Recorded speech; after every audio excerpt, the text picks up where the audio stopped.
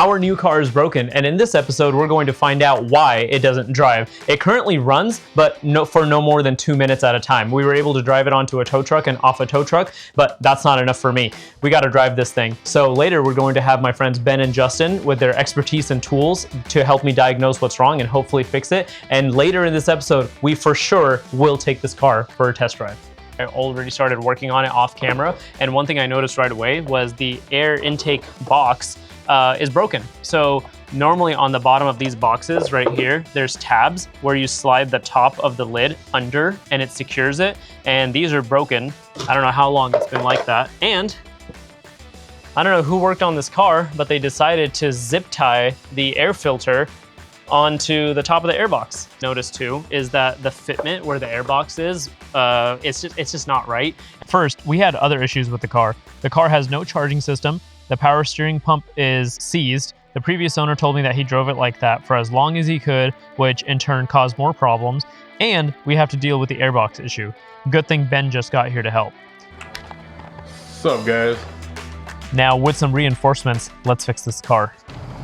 Taking out this inlet on this STi so we can clean it out of the debris that's in it.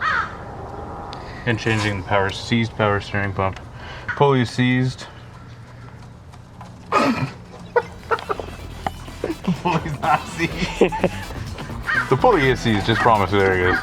Power steering pump seized, so it ended up shredding the belt completely. This was a brand new belt, so pulley seized probably because of lack of oil to the actual pump. Because on these the O-ring goes bad and then it sucks in air to the pump, so then the pump can't flow pump fluid through. So ends up seizing the pump and shedding your belt. Good thing to always just change your O-ring and keep up with the maintenance. Quality.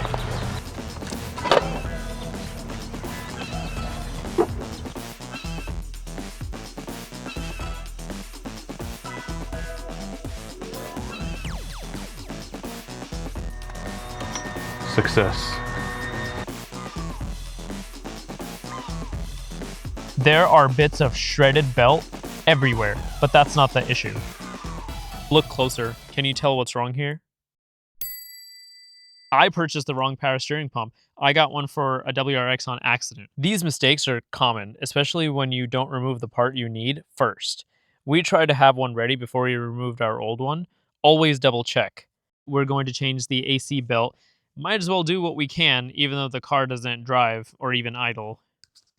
Ben loves it, can't you tell? Andy over here. Always wanting a turbo. Should've just bought a reliable NA.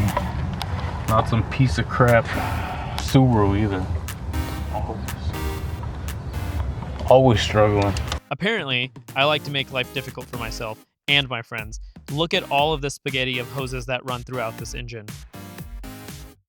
Take the old power steering pump off the bracket, and we're going to transfer the new one onto the old bracket because the bracket's not bad. Slide this in here, tighten it down, and then we'll install it into the car. Luckily, we managed to get the correct power steering pump from the car wizard. You'll meet him later in the video. Don't worry, I didn't mess up again. It'll fit, eventually. I hope. See? It fits. And right before I was about to lose all hope. No problem.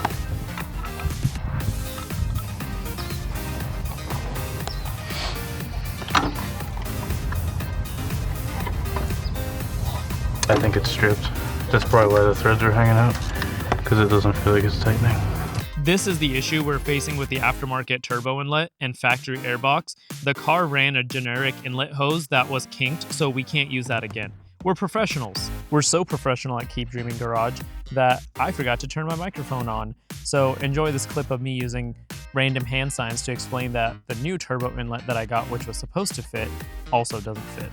On day 2, I decided to take the car apart and replace the turbo inlet, and to do that, I need to get the old one out, and I want to reduce my work and leave the intake manifold on. Now that I got it apart, our next step is to check the health of the engine by doing a compression test when Justin shows up and lets us borrow his tools. While we were trying to get to that inlet, We also, we were doing the power steering pump and these broke. So this vacuum line was stuck on that hard line that's underneath the intake, and we managed to break this one, and not only this one as well. So we got some replacements that are on the way. They'll be here later today.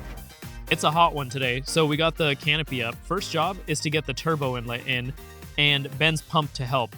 Look at that smile. Now that the inlet is in, after struggling with it for a while, the automotive wizard has showed up to help. This is my friend Justin, aka the automotive wizard, here to help us figure out what's wrong with the car. Now we have this lovely Subaru STi, and it has a misfire. Since it's like apart, I think that it would be wise to do a compression check. Bypass all the, you know, switching spark plugs and coils. We'll just go straight to the mechanical part of the engine, and we're gonna check the compression. I don't know, what do you call these things? They basically, this part screws into where the spark plug goes, and it has a little valve in there to hold the pressure, and this is the gauge, and this is the little button to push to let the pressure out. So we're gonna be cranking the motor. We're gonna take the spark plugs out, put this tool inside here, inside the engine, where the cylinders are, and we're gonna crank it over, and we're gonna see where the pressure is on this gauge. It's kind of dusty, but if all the pressures are relatively even, I think if it's like, what is it, like 130, 150 on all of them, we got a good engine, don't have to worry about it, and it's gonna be, the misfire is gonna be leaning towards a spark plug or a coil or an injector not working. NGK Iridium IX. The IX on there means it's a single iridium. So the tip on here is iridium, but this side doesn't have it. These plugs only last 30,000 miles. Factory one, they have double tip, laser iridium, and they'll last 60,000 miles. But if this one's really crusty and that one looks clean, we might have some problems, and they're not going to be fun. We got to pull the motor out. We're gonna put... All right, it's in. That's what she said. I'm gonna zoom in to the zero compression on this, like the Forester. It was like 25 PSI. And we'll see how it ends up. No, your facial expression. You're gonna be like... I'm gonna be sad. I'm gonna be like, my car, I just bought it. I haven't even driven it yet. Let's do a poll. Like, let's see. Do you think it's gonna be a good cylinder, or is it gonna be zero cylinder? Compression number. Let's see. Compression number. Let's see if it's above. No. Give me a number. Just one number. Oh. I'm gonna say 50. Yeah. 50. 50? I'm gonna say, dude, it's either optimistic or not. Just pick Am I allowed one. to pick two? Sure. Range. Okay. I'm gonna say 80 or 130. I'll just stick with 50. I have faith. I have a good feeling about this car. 130. 130? 130? 125. 125. 125. Okay. Maybe 25. Hey, write what your compression guess is before in the comments. Going to crank the car with no battery. Let's see. This little electric ratchet right here. That thing will fire up. Top you right up. Powerful. What are we gonna put that on? Or wait, this. This. Let's get it cranking, bro, like a Model T Ford, you know? We're gonna actually, we got the battery right here. Out of the car. We have jumper cables. Yeah. Okay, we're gonna put jumper cables and attach the negative to the negative here, positive terminal over here. We're gonna have to disable the fuel though. We don't want to be spewing fuel in there, so that's gonna be fun. We gotta disable the fuel pump.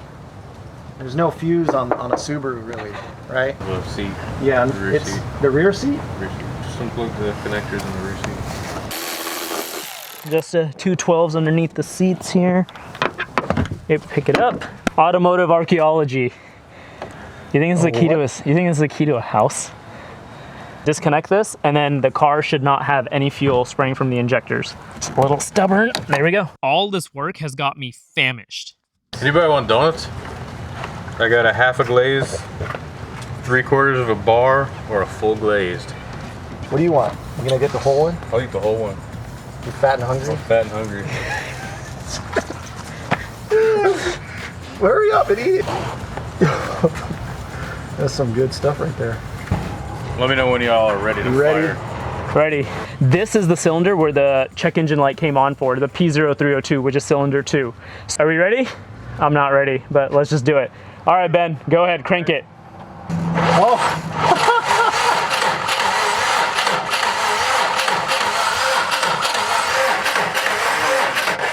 Such a crank. But they wasn't even cranking. Ben. But it's that's Well, get another battery. And that's when we decided to use the battery from my current daily driver and use its new battery to help crank the HawkEye. So now what we're going to do is, now we have power hooked up to a fresh battery, a running car, so this should be able to crank over without any issues. That battery was too weak because it's been sitting for a while. What's that saying? Disappointed but not surprised? The look on my face says it all.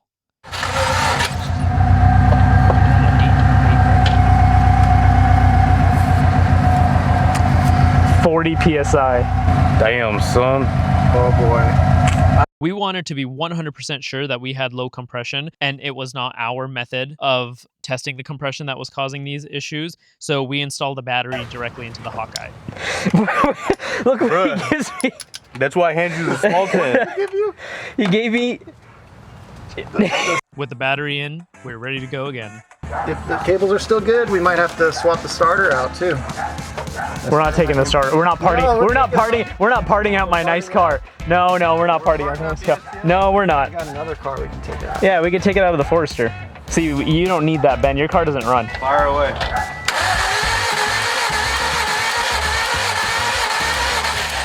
Oh, that's not good, bro.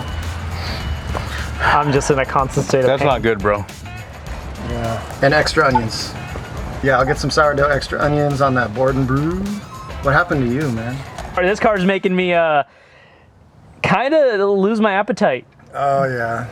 We're gonna check the compression on the other cylinders, and we'll see where. We'll just get a baseline. That means we're just gonna see where we're at. What if the other ones aren't good? If the other ones aren't good, I don't know. I'd have to question my gauge if they're all the same. No, I'm serious. I got rid of my Forester because of your faulty gauge.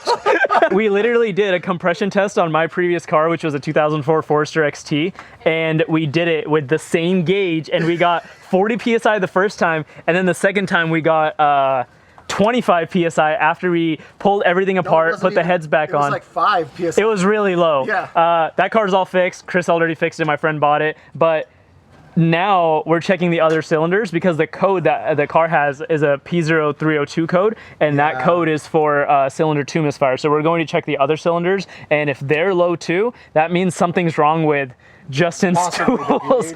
So I don't know. So we're going to try and figure it out.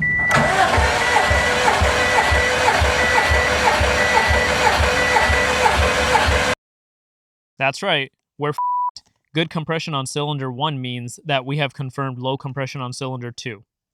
Second car, low compression. Why doesn't it just blow up? It doesn't, it's just worn out. It's not even, it didn't even blow up. We got the inlet in, but now that doesn't really do anything. And Justin is going to explain to us why we can't reuse the block, or why we can't just start the car because it's not knocking. Just cheaper to get an RA block. It's all brand new. Just put new head, or rebuild the heads, slap it on the block, no problems. Easier, more efficient to just get a new short block. Subaru still has them available. So next week we're going to get on the phone, order some parts, and the build will progress from there. And the RA block is actually updated, has better pistons, and the design is stronger. I just want to go home. Okay.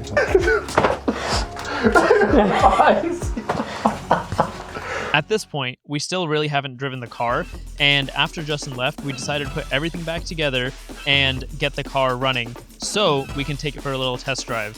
So I know the car has low compression on cylinder 2, and you guys probably think that we're crazy for putting everything back together because the engine's going to be coming out, but I literally have not driven this car. I've driven this car maybe 10 feet, 15 feet onto a trailer and off of a trailer and parked it right here. So what we're all going to do is we're going to put it back together and drive it. So even if you have low compression, you can still drive the car. It won't idle as well, and it's probably not safe to do so for long periods of time, but we're just going to make sure that the transmission's good, the differential's good. We'll be able to move the car around so it's easier to maneuver on the driveway. We only have so much space here, and we know that that's all this car needs. And we're going to slap the intercooler back on, we're going to put the alternator back on, and putting the power steering back on.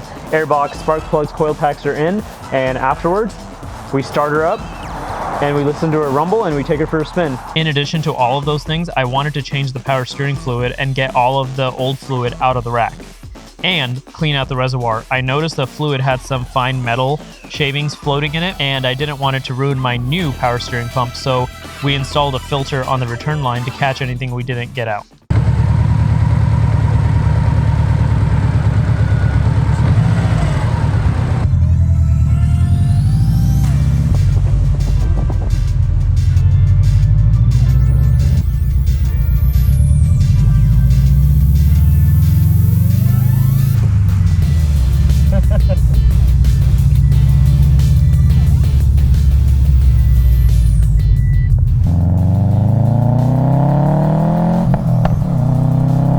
Man, this thing is so much fun to drive, even though it's stock. It just puts a big smile on my face. And there's good news too. It drives really well. No noticeable issues with the drivetrain besides the engine with the short bit of driving we did around town. I really want to thank Ben and Justin for driving over to help out with this on and off camera. You guys will see them again very soon. And with that, that is a wrap on this video. If you guys enjoyed this video, consider subscribing, smash that like button. It really helps us out. And the next episode is gonna be a really big one. We're pulling the engine out of this car. Wait, that just broke? Yeah. But until then, we'll catch you guys next time.